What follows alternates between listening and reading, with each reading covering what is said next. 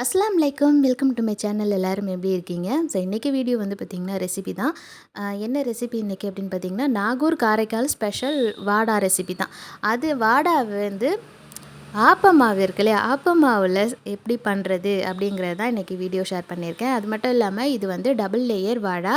So இந்த வாடா நான் எப்படி பண்ணினேன், இது எனக்கு யார் சொல்லிக் கொடுத்தா அப்படிங்கிறத இன்றைக்கி வந்து வீடியோ உங்களுக்கு நான் ஷேர் பண்ணியிருக்கேன். ஸோ ஃபஸ்ட் டைம் வீடியோ பார்க்குறீங்கன்னா மறக்காமல் சேனல் சப்ஸ்கிரைப் பண்ணிவிட்டு பாருங்கள்.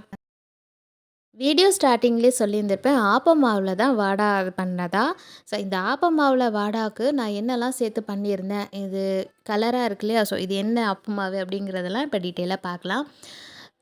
ஆப்ப மாவுலேயே நம்ம பராசாப்ப மாவு பண்ணுவோம் இல்லையா, பராசாப்பத்துக்கு ஆப்பம் அரைச்ச மாவுலேயே வந்து தேங்காய், சின்ன வெங்காயம், பச்சை மிளகா, முட்டை, பெருஞ்சீரகம், அப்புறம் மஞ்சத்தூள் இதெல்லாம் சேர்த்து தான் நம்ம வந்து அந்த மசாலா அரைச்சி நம்ம ஆப்ப மாவில் மிக்ஸ் பண்ணி செய்வோம். அதுதான் பராசாப்பம். ஸோ பராசாப்ப மாவு வந்து பார்த்திங்கன்னா கொஞ்சம் மிஞ்சி போயிடுச்சு. ஸோ அந்த மீந்து போன பராசாப்ப மாவில் தான் வந்து வாடா சுடலாம் அப்படின்னு சொல்லி எடுத்து வச்சுருந்தேன். ஸோ அந்த மாவில் எப்படி நான் பண்ணியிருந்தேன் அப்படின்ட்டு நான் இன்றைக்கி உங்களுக்கு காட்டுறேன். அந்த பராசாப்ப மாவு நல்லா புளிச்சு இருக்குது. ஸோ வாடாக்கு பொதுவாக மாவு புளிச்சு இருக்கணும். நம்ம ஆப்ப மாவில் சோடாப்பு எல்லாமே இது பண்ணி கலந்து தானே செய்வோம். ஸோ பராசப்ப மாவுக்கும் கொஞ்சமாக சோடாப்பு போட்டு இது பண்ணுவோம். முட்டை சேர்க்குறதுனால சீக்கிரமாக நல்லா புசு புசுன்னு வரும். ஸோ மாவு புளிச்சிருந்துச்சு, அது ஒரு பக்கம் இருக்குது. அதுக்கப்புறம் பார்த்திங்கன்னா பச்சரிசி இருக்கு இல்லையா, பலகார அரிசின்னு சொல்லுவோம்ல குண்டு குண்டா, அந்த பச்சரிசியில் 1 கப் அளவுக்கு நல்லா வாஷ் பண்ணிவிட்டு ஊற வச்சுருந்தேன். ஸோ ஒரு அரை மணி நேரம் அதுக்குள்ளே ஊறினாலே போதும். இதை வந்து நம்ம வந்து மிக்ஸி ஜாரில் 1 2 உடச்சி இது பண்ணி எடுத்துக்கிட்டு வர போகிறோம். வாடாக்கு வந்து பொதுவாக வந்து அரிசி மாவு இந்த மாதிரி அரிசி வந்து ஊற வச்சு உடச்சி தான் பண்ணுறது. ஸோ இது வந்து பிரியாணிலலாமே பண்ணுவாங்க. வாடா வந்து வெஜிடபிள் பிரியாணி இருக்கட்டும், சிக்கன் பிரியாணி, இந்த மாதிரி பிரியாணி மீந்து போனால் கூட செய்கிறது தான். அது ரொம்ப நல்லாயிருக்கும். ஸோ நான் வந்து பராசப்ப மாவில் இன்றைக்கி உங்களுக்கு செஞ்சு காட்டுறேன். ஸோ அரிசி எடுத்து வச்சுருந்தோம் இல்லையா, ஊற வச்ச அரிசியை வந்து நல்லா தண்ணியை வடிச்சிட்டு இந்த மாதிரி 1 2 உடச்சி எடுத்தாச்சு. ஸோ கொஞ்சம் ஈரம் இதாக இருக்கும் இல்லையா, அந்த கட்டிலாம் இல்லாமல் இதை வந்து நல்லா வந்து ஒரு ஒரு 2 3 சுற்று அடித்தா போதும். ஸோ கையில் பிடிச்சா இந்த அளவுக்கு இருந்தால் வரணும். ஸோ இந்த மாதிரி ரொம்ப நைஸாகவும் அடிக்காமல், ரொம்ப கரகரண்டு அடிக்காமல் ஒரு திட்டமாக வந்து கிரைண்ட் பண்ணி எடுத்துகிட்டு வந்துட்டேன். ஸோ இதை வேறு ஒரு இதில் மாற்றிப்போம். ஸோ அரிசி மாவை வேறு ஒரு இதில் மாற்றினதுக்கப்புறமும் கொஞ்சம் கட்டி கட்டியாக இருக்கும். அதெல்லாம் கையால் நல்லா வந்து உடச்சி விட்டுக்கோங்க. மாவு வந்து அப்படியே பவுடராக வந்து அந்த கட்டி இல்லாமல் நல்லா கையால் இது பண்ணால் தான் அது வந்து உங்களுக்கு பொடியாகி வரும். ஏன்னா ஈரம் ஊற வச்சு இது பண்ண தண்ணி வடிச்சிட்டு பண்ணுறோம் இல்லையா, ஸோ அதை நல்லா உடச்சி விட்டுட்டு பராசப்பா மாவு இருக்கு இல்லையா, அதை இது கூட மிக்ஸ் பண்ணிடலாம். வாடா மாவுக்கு பொறுத்த வரைக்கும் நல்லா மாவு புளிச்சு இருக்கணும், அப்போ தான் வாடை சூப்பராக இருக்கும். ஸோ பராசப்பா மாவை அந்த அரிசி மாவோடு சேர்த்தாச்சு. சேர்த்துட்டு அதில் கட்டி இல்லாமல் நல்லா மிக்ஸ் பண்ணி விட்டுடலாம். ஏற்கனவே வந்து மாவில் உப்புலாம் சேர்ந்த மாவு தான், அதனால் நம்ம வந்து உப்பு வந்து எல்லாமே சேர்க்க வேண்டியதெல்லாம் சேர்த்ததுக்கப்புறம் தேவையான அளவு கொஞ்சமாக சேர்த்துக்கலாம். இப்போது கையால் நல்லா வந்து கட்டி இல்லாமல் இது பண்ணுங்கள். கரண்டி வச்சு நம்ம மாவு பிசைகிறத விட கையால் மாவை பிசைகிறது தான் இன்னும் மாவு புளிக்கிறதுக்கு ஒரு இதாக இருக்கும். ஸோ இதுக்கு வந்து 1/2 கப் அளவுக்கு இப்போ நான் ரவா சேர்த்துருக்கேன். மொத்தமாக வந்து 1/2 கப் அளவுக்கு ரவா தேவைப்படும். ஃபஸ்ட்டு ஒரு 1/2 கப் அளவுக்கு இதை நான் சேர்த்து மிக்ஸ் பண்ணிக்கிறேன். மாவு வந்து ரொம்ப தடன்னு இருந்தால் வாடா தட்டுறதுக்கு வராது. அதனால தான் நம்ம ரவா ஆட் பண்ணிக்கிறோம். இப்போ வந்து ஒரு 1/2 கப்பு முன்னாடி சேர்த்து மிக்ஸ் பண்ணல, இன்னொரு 1/2 கப்பை வந்து இது கூட சேர்த்து மிக்ஸ் பண்ணிக்கிறேன். ரவா வந்து 1/2 கப்பு ரவாவையும் முழுசாக போட்டுற வேண்டாம். 1 கப்பு ரைஸு இந்த எடுத்து வச்சுருந்த அளவுக்கு இது நமக்கு வந்து அளவுனா ரவா வந்து 1/2 கப்புன்னு இல்லை, நீங்கள் எந்த அளவுக்கு மெஷர் எடுத்துக்கிறீங்களோ அந்த வாடா தட்டுற பதத்துக்கு வர வரைக்கும் நீங்கள் வந்து ரவா சேர்த்துக்கிட்டா போதும் நீங்கள் எடுத்துக்கிற மாவுக்கு. ஸோ நான் வந்து ரவாலாம் சேர்த்ததுக்கப்புறம் மாவில் உப்பு செக் பண்ணிவிட்டு கொஞ்சம் கம்மியாக இருந்ததுனால தேவையான அளவுக்கு உப்பும் கொஞ்சமாக சோடாப்பும் சேர்த்துருக்கேன். ஸோ மாவு வந்து ரவா வந்து சேர்த்ததுக்கப்புறம் பார்த்திங்கன்னா கொஞ்சம் நேரம் ஊறி வரும். அதுக்கப்புறம் நம்ம சோடாப்பெலாம் போட்டிருக்கோம் இல்லையா, அது கொஞ்சம் நேரம் ஊறிட்டு இருக்கட்டும். அப்போ தான் வந்து உங்களுக்கு மாவு இன்னும் புளிச்சு வரும். ஒரு மணி நேரம் போல் அப்படியே இருக்கட்டும். ஸோ 1 மணி நேரத்துக்கு அப்புறம் இந்த மாதிரி தான் ஊறி வந்து இருக்கும் ரவா சேர்த்ததுக்கப்புறம். இதை வந்து நம்ம எப்படி இருக்குதுன்னு சொல்லி நான் உங்களுக்கு காட்டுறேன் பாருங்கள். சோடாப்பெலாம் சேர்த்துருக்கோம், ஏற்கனவே பராசப்பமாவும் புளிச்ச மாவு இல்லையா, நல்லா வந்து ஒரு மாதிரி பபுளாக வந்து புளிச்சு ஊறி வந்திருக்கு மாவு. ஸோ வாடாக்கு மாவு வந்து ரெடி ஆகிடுச்சு. இப்போ இது சமயத்தில் பேலன்ஸ் இருந்த ரவாவையும் நான் இது கூட சேர்த்து இது பண்ண போகிறேன். இப்போ மாவோட பதம் பாருங்கள், ஊறி வந்ததுக்கப்புறம் இப்படி இருக்கு இல்லையா. அப்போ ரவா இன்னும் லாஸ்ட்டாக ஏன் சேர்க்குறேன் அப்படின்னாக்கா, நம்ம சுடும்போது மேலே வந்து அந்த பொரியாக அந்த ரவா வந்து ஊறாமல் கொஞ்சம் மேலே வந்து உங்களுக்கு பார்க்க அந்த பொரிஞ்சு வந்திருக்கும், அதுக்கு நல்லாயிருக்கும். அதோடு இல்லாமல் நம்ம வாடை தட்டுறதுக்கும் அது கொஞ்சம் இதாக இருக்கும். ரொம்ப வந்து கலண்டு தண்ணி இதாக இல்லாமல் வாடா வந்து ரவுண்டாக நம்மளுக்கு கையால் எடுத்து தட்டுறதுக்கும் ஈஸியாக இருக்கும். ஸோ பேலன்ஸ் இருந்த ரவாவையும் இது கூட சேர்த்து நான் இந்த மாதிரி மிக்ஸ் பண்ணிட்டேன். வாடா மாவு பிசைகிறப்போ மட்டும் கண்டிப்பாக பக்கத்தில் ஒரு பவுலில் தண்ணி கையில் வச்சுக்கிட்டே இருங்க. வாடா மாவு எடுக்கும்போது கையில் வந்து தண்ணி தொட்டு எடுக்கும்போது தான் ஈஸியாக இருக்கும். ஸோ மாவு வந்து ரெடி ஆகிடுச்சு, அது ஒரு பக்கம் இருக்கட்டும். இப்போ லேயர் வாடான்னு சொல்லியிருந்தேன் இல்லையா, அந்த லேயர் வாடாக்கு உள்ளடம்க்கு ரெடி பண்ணுவோம். இப்போ உள்ளடத்துக்கு வந்து ஆயில் வந்து கடையில் ஹீட் ஆனோடனே ஒரு பெரிய வெங்காயம், அப்புறம் வந்து 2 பச்சை மிளகா குட்டி குட்டியாக நறுக்கிட்டேன். இதை வந்து ஆயிலில் ஹீட் ஆனதும் கொட்டி வதக்கிக்கலாம். ரொம்ப வந்து கலர்லாம் மாறணும்னு அவசியம் இல்லை. கொஞ்சம் இந்த கிளாஸ் பதத்துக்கு வந்தால் போதும்.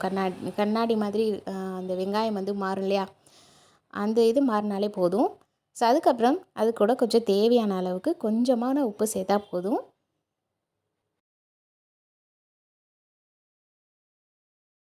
உப்பு சேர்த்து கொஞ்சம் லேசாக வெங்காய வாசம் வந்ததுக்கப்புறம் 1 டீஸ்பூன் அளவுக்கு சோம்புத்தூள் சேர்த்துட்டு 1 டீஸ்பூன் அளவுக்கு மஞ்சத்தூள் சேர்த்துக்கலாம். இப்போ இதையும் வந்து அடுப்பை சிம்மில் வச்சுட்டே வதக்கி விட்டுக்கோங்க.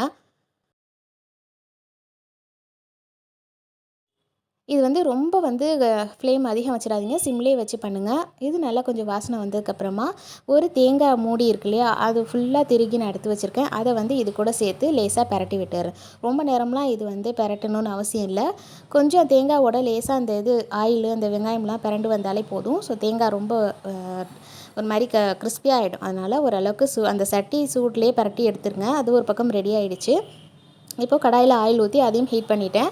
ஸோ கையில் வந்து எப்போவுமே தண்ணி நினச்சிக்கிட்டே வந்து மாவு எடுங்க, அது ஈஸியாக இருக்கும். ஸோ இந்த வாடாவை தட்டுறதுக்கு நான் இந்த மாதிரி ஒரு கோவலை எடுத்திருக்கேன். உங்கள்கிட்ட இந்த மாதிரி கோவலை இல்லை அப்படின்னா நீங்கள் சில்வர் பிளேட் இருக்கு இல்லையா, குட்டியாக தாளம்லாம் இருக்கும் இல்லையா, அந்த மாதிரி யூஸ் பண்ணிக்கோங்க. இது மேலே நான் வந்து இட்லி துணி நம்ம யூஸ் பண்ணலாம் தெரியுமா, காட்டன் துணி. அந்த இட்லி துணியை வந்து நல்லா வந்து கழுவிட்டு ஈர துணியாகவே நான் வந்து அந்த குவளையில் வந்து கவுத்திருக்கேன். அது மேலேயும் இன்னும் கொஞ்சம் தண்ணி தொட்டுட்டு ரெடி பண்ணி வச்சுருக்க வாடா மாவை ரொம்ப கனமாக மாவு எடுக்காமல் டபுள் லேயர் பண்ண போகிறேன் இல்லையா, அதனால் மெலிசாக இந்த அளவுக்கு ரொம்ப அதில் ஒட்டிக்கிட்டா இதாகிடும் இல்லையா. ஸோ அந்த ரொம்ப கனமாக இருந்தாலும் இதாக இருக்கும். ஸோ அதுக்கு தகுந்த மாதிரி ஒரு குட்டியான ஒரு எப்படி சொல்கிறது, ஒரு அப்பளம் இது சைஸுக்கு வந்து உயரத்துக்கு இந்த அளவுக்கு ஃப்ளாட்டாக தட்டிக்கிட்டேன். இதை நல்லா கொஞ்சம் ரொம்ப ஃப்ளாட்டாக இல்லாமல் தட்டினதுக்கப்புறமா உள்ளடம் எடுத்து ஒரு இதுக்கு வச்சதுக்கப்புறமா இன்னொரு லேயர் வந்து வாடா மாவு எடுத்து தட்ட போகிறோம். ஸோ இந்த லேயர் வாடா பற்றி நான் வந்து அதாவது உள்ளட வாடா அதை பற்றி நான் கண்டிப்பாக சொல்லணும். ஸோ இது வந்து எங்கள் அம்மாவோட பாட்டியாக வந்து செஞ்சு கொடுப்பாகலாம். எங்கள் அம்மாவும் செஞ்சுருந்துருக்காக. ஸோ ரொம்ப நாளாக எங்கள் அம்மா சொல்லியிருக்காங்க, இந்த உள்ளட வாடா பண்ணணும், இதுதான் எனக்கு செய்யணும்னு ஆசையாக இருக்குது, ரொம்ப நாளாக செய்யணும்னு எங்கள் அம்மா சொல்லிகிட்டு இருந்தா. ஸோ அது வந்து இந்த பராசப்ப மாவில் செஞ்சு பார்க்கலாம் அப்படின்னு தான் அன்றைக்கி செஞ்சுருந்தோம். இது வந்து பாட்டியா காலத்து ரெசிபி. எனக்கு இது வந்து சும்மா வாடா வந்து நான் இது பண்ணுவேன். இந்த உள்ளட வாடா வந்து நான் இப்போ தான் ஃபஸ்ட் டைமாக செய்கிறேன். ஸோ எனக்கு இது செய்யும்போதே ரொம்ப ஆசையாக இருந்துச்சு. ஸோ வாடா வந்து ஒரு லேயர் உள்ளடம் வச்சுட்டு 2 லேயர் வச்சாச்சு. ஸோ எடுத்து போடுறப்ப எப்போவுமே பார்த்திங்கன்னா அந்த நடுவில் அந்த சென்டராக ஒரு ஓட்டை போடும் இல்லையா, அதை மறந்தே இப்போ அப்பப்பவும் இது பண்ணிகிட்டு இருந்தேன். ஸோ இந்த மாதிரி ஒரு லேயர் இது வச்சுட்டு உள்ளடம் வச்சுட்டு மேலே இன்னொரு லேயர் வந்து மெலிசாக இது பண்ணிக்கோங்க. கையில் அப்பப்போ தண்ணி வச்சு இது பண்ணும்போது உங்களுக்கு அழகாக ஈவனாக வந்து மாவு வந்து இது பண்ணிட்டு வந்துடும். அந்த தேங்காவோடலாம் ஒட்டாமல் இது பண்ணி சரியாக வந்துடும்.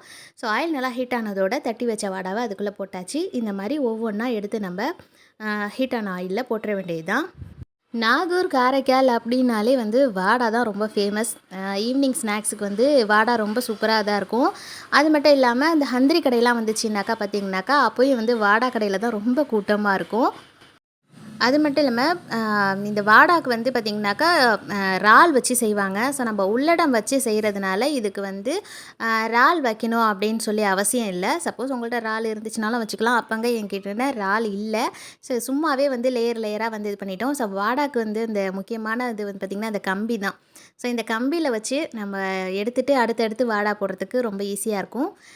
இது மாதிரி ஒன்று ஒன்று இது பண்ணதுக்கப்புறம் அடுத்த வாடா நீங்கள் போடுறீங்கன்னா போய் ஒட்டிக்கும். ஸோ ஏற்கனவே வெந்து ரெடியாக இருக்காங்கல்ல பொரிஞ்சு, அவங்க மேலே போய் இவங்க ஒட்டிக்குவாங்க. ஸோ அதனால் கஷ்டமாக இருக்கும். இந்த மாதிரி ஒரு கம்பி மாதிரி எடுத்துகிட்டு நீங்கள் அதில் வந்து ஹோலில் உள்ளே விட்டு எடுத்து இது பண்ணி நவுத்திக்கிட்டு அடுத்த இது போட்டிங்கன்னா ரொம்ப சூப்பராக இருக்கும். இது ரொம்ப எனக்கு அன்றைக்கிங்க ரொம்ப பிடிச்சிருந்துச்சு அது செய்கிறதுக்கு. நான் பக்கத்துலேருந்து அம்மாவும் ஹெல்ப் பண்ணிகிட்டு இருந்தா. ஓகே நான் கொஞ்சம் போடுறேன் அப்படின்னு சொல்லிட்டு ஒரு வழியாக வந்து பார்த்திங்கன்னா எல்லா வாடாவும் சுட்டாச்சு. உள்ளடம் வச்சு சூப்பராக வாசனையாக ரொம்ப நல்லா வந்துருந்துச்சு. இந்த வாடா ரெசிபி உங்க எல்லாருக்குமே பிடிச்சிருக்கும் அப்படின்னு நினைக்கிறேன். பராசப்ப மாவு இல்ல, ஆப்ப மாவு இருந்துச்சுன்னா கூட, ஆப்ப மாவுல நீங்க இந்த மாதிரி ட்ரை பண்ணி பாருங்க. பச்சரிசி, ரவா இதெல்லாம் சேர்த்து செய்யுங்க. பராசப்ப மாவுன்னு இல்ல, ஆப்ப மாவுலயும் செய்யலாம். அ இந்த உள்ளடம் வந்து தொட்டு சாப்பிட்றதுக்கும் ரொம்ப நல்லாயிருக்கும். இங்க நார்மலா வந்து பார்த்திங்கன்னா, கடையில இறால் வடைலாம் செய்கிறாங்கல்ல, அதுக்கு வந்து வெங்காயம், கோஸு, கேரட்டு, தேங்காய்லாம் எல்லாம் போட்டு தான் வந்து இந்த தொட்டு சாப்பிட்றதுக்கு குடுப்பாங்க.